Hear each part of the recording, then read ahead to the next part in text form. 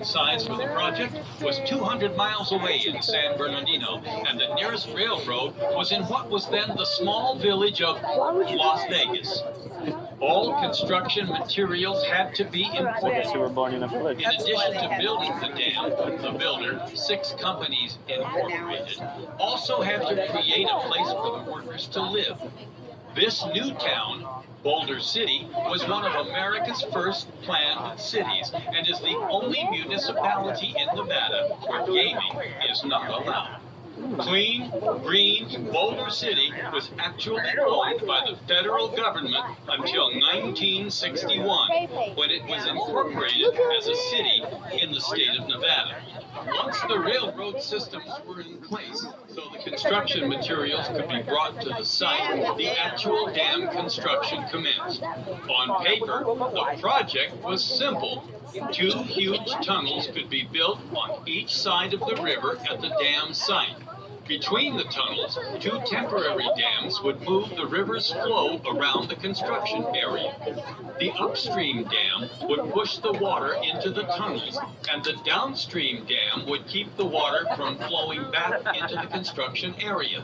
With the river diverted, the site would be pumped dry and the exposed riverbed dredged down to bedrock. The finished dam, a huge gravity arch concrete structure containing an enormous power plant, would then be poured into position between the walls of Black Canyon.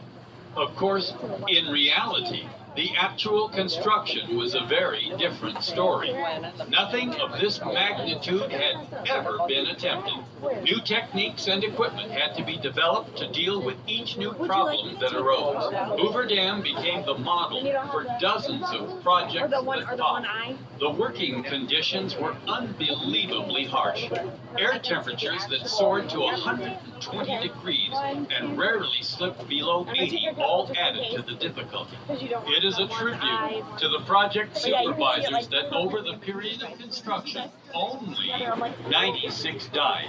Of these, 24 fell to their death. 3 drowned, 10 were killed by explosions, 5 were electrocuted, 26 were struck by falling debris, 26 more were struck by heavy equipment. 1 died in an elevator accident and 1 in a cableway accident. Contrary to folklore, of these 96 men, none are buried in the dam.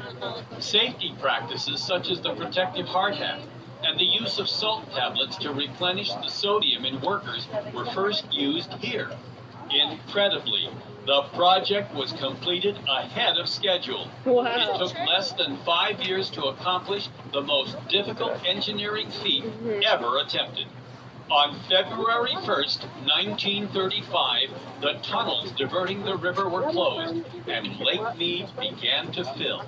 On September 30th, 1935, President Franklin D. Roosevelt officially dedicated the dam. The first generator began producing power on October 22nd, 1936. A second started in November, and a third in late December. The harnessing of the Colorado and its power had been accomplished. As we approach the dam, you can see the 4 intake towers. Water enters these towers, flows down steel penstocks to the canyon walls into hydroelectric generator turbines, and then rejoins the river. Unlike most dams, the water here goes around the main structure instead of over or through it. The 3 oval towers are the beginnings of the spillway system. This system was put in place to handle flood conditions and was used after the heavy snowfalls of the winter of 1982 and 1983. The lake levels rose that spring to 65 feet above the design level.